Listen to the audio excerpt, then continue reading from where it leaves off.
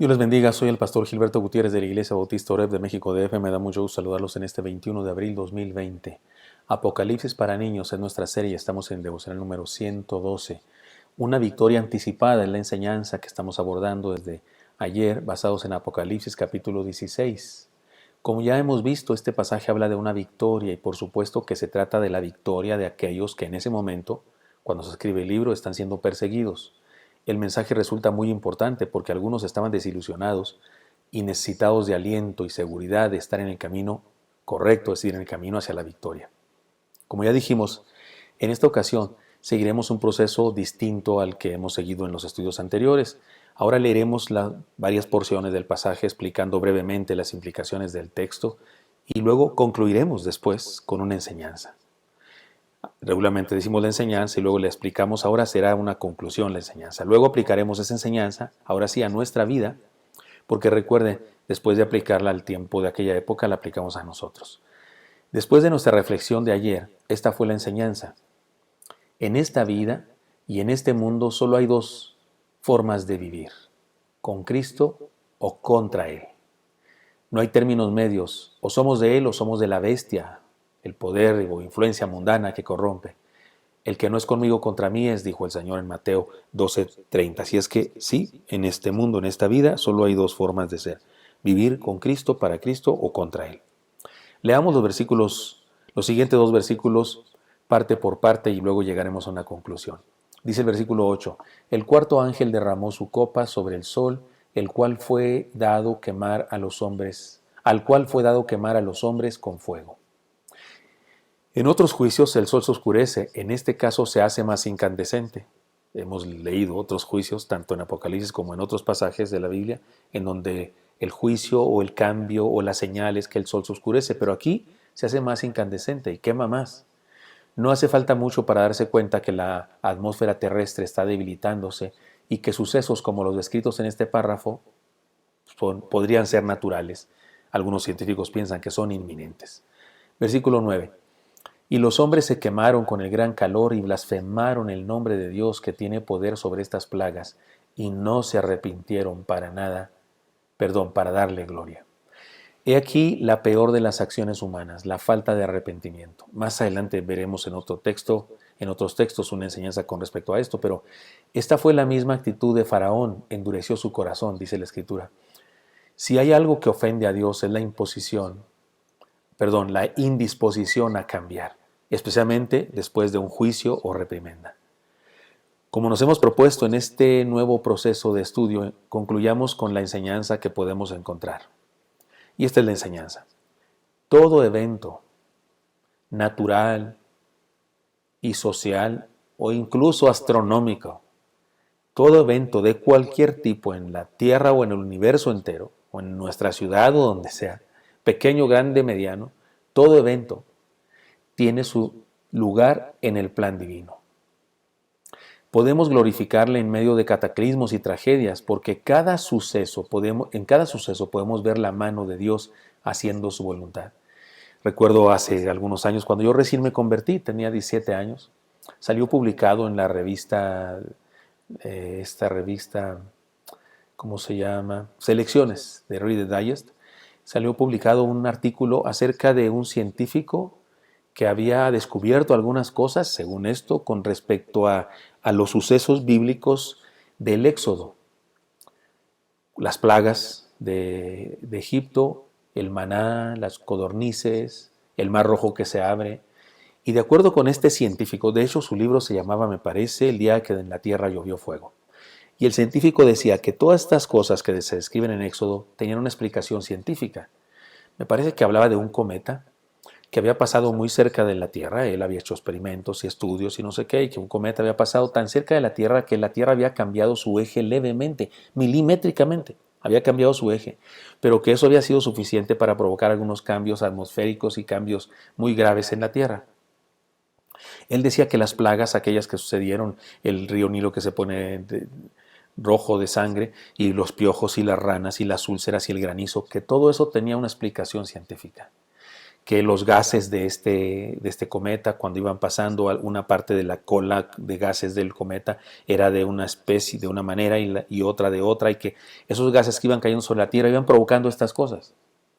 Y tenía una lógica, si el mar se pone rojo, entonces se mueren los animales y los animales producen ranas que se salen del agua y las ranas producen microbios y los piojos, y daba una explicación científica a todo. Incluso decía que el maná tenía una explicación científica, que ciertos gases de la cola del cometa se condensaban en el oxígeno del aire, de la atmósfera terrestre, y quedaban untados, condensados como rocío de la madrugada en las hojas o en las piedras, y que al salir el sol se secaban y se hacían como unas hojuelas que se comían, lo cual describe perfectamente bien el maná.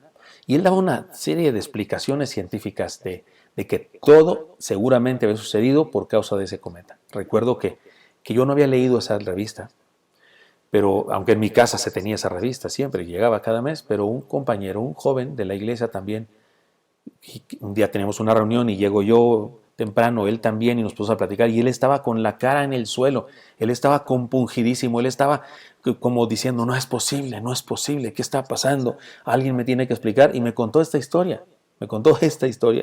Yo, por cierto, después de eso corrí a mi casa para ver la revista, pero le decía yo a él, oye, gloria a Dios, ¿de qué hablas? ¿Cuál es tu lucha de fe? ¿Cuál es el problema? Si fue un cometa o si fue otra cosa. Eso explica que lo que dice la Biblia es verdad. ¿Qué te pasa? A mí yo no entendía, no estoy seguro si el científico ese tiene razón. Yo soy predicador del Evangelio, yo no soy científico, no analizo la atmósfera y esas cosas. Sí sé, por supuesto, y sí leo, pero no es mi área. Como dicen así, acá en México se dice, no es mi área, no. Cuando te piden algo, no es mi área, entender eso ni me afano por eso. Pero si, suponiendo que así fuera, qué bendición. Por alguien, la ciencia prueba que lo que dice la Biblia es verdad. Dios usa lo que sea.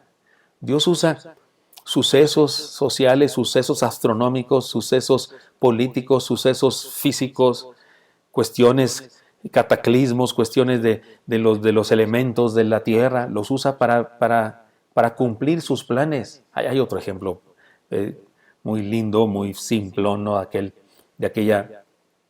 De aquella señora que está orando un día, es muy pobre y es una ancianita y no puede salir de su casa porque está enferma, a ir por su pensión que tiene, por su esposo y esas cosas, y está ahí muy triste y dice, ora y dice, Dios, tú dijiste que todo lo que pedamos en tu nombre, y yo creo que sí es voluntad tuya que yo coma, y por favor, Señor, dame pan, porque no tengo que comer. Y unos chamacos vagos estaban por ahí y oyeron, y dijo, mira esta vieja loca, ¿cómo va a creer que va a venir Dios y traerle pan? ¿Que está loca o qué? Vamos a burlarnos de ella. Y fueron y compraron unas piezas de pan a la panadería y le aventaron la bolsa por la ventana para burlarse de ella. Y cuando cayeron la bolsa de pan a donde estaba ella, dijo, gracias Señor, yo sabía que tú siempre me escuchas. Por supuesto, Dios escucha y utiliza hasta los rufianes, utiliza a quien sea. Eso es lo que dice este pasaje en estas declaraciones que hace, no solo estos dos versículos. Debo decirles que he dividido las enseñanzas usando solamente la lectura de algunos versículos, pero la verdad es que estas enseñanzas que voy a compartir durante estos días están en todo el pasaje, revueltas en todo el pasaje. Así es que yo sugiero que usted lea no solamente estos versículos que he leído yo, sino los anteriores y los posteriores, pero ciertamente todo evento natural, social, astronómico, político, económico, tiene su lugar en el plan divino. Esto significa que esto no significa que Dios sea el causante de las cosas malas que acontecen en el mundo, porque hay gente que piensa, ¿no? Dios provoca los huracanes, Dios provoca las erupciones volcánicas. No, esos son procesos de la tierra. Y más cuando los seres humanos excavamos la tierra, sacamos el petróleo, hacemos cuevas, erosionamos la tierra, talando los bosques, etcétera, etcétera, y destruimos los sistemas de la tierra. Pero no, esto no significa que Dios hace que las cosas malas sucedan, pero sí significa que Dios puede utilizar todo lo que sucede, aunque sea consecuencia de las decisiones humanas, Dios lo utiliza para cumplir sus planes perfectos. Podemos decir entonces que ni cataclismos, ni revoluciones, ni guerras, ni malas o buenas decisiones humanas, ni cambios climáticos o sociales, ni enfermedades, ni fuerzas espirituales pueden impedir que los planes de Dios se cumplan. Y más importante de todo, los planes de Dios incluyen bendecir a sus hijos, dar la victoria a su iglesia, es decir, salvar a quienes le han entregado la vida. Luego entonces los cristianos perseguidos de aquellos tiempos debían saber que la victoria les pertenecía, aunque de repente les parecía que no era así porque estaban siendo perseguidos. Todo esto nos guía a considerar las siguientes ideas. Dios tiene un plan. Esta es la idea más claramente expresada en todo el libro del Apocalipsis, que Dios tiene un plan, que Dios es el Dios de la historia, que la historia es lineal, no es cíclica, que se repite y regresamos, y otra vez igual, ni existe el karma, ni la reencarnación, ni la transmigración del alma, eso es una falacia. La historia se dirige hacia un final y Dios la dirige, y nada ni nadie le impedirá a Dios cumplir su plan. En tercer lugar, Dios usa todo lo que sucede para cumplir su plan.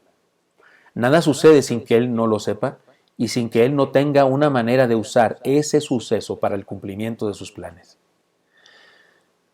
Por eso en ocasiones en la Biblia parecería como que Dios es el que hace todo. Por ejemplo, cuando Faraón, dice el texto que Dios endureció el corazón de Faraón.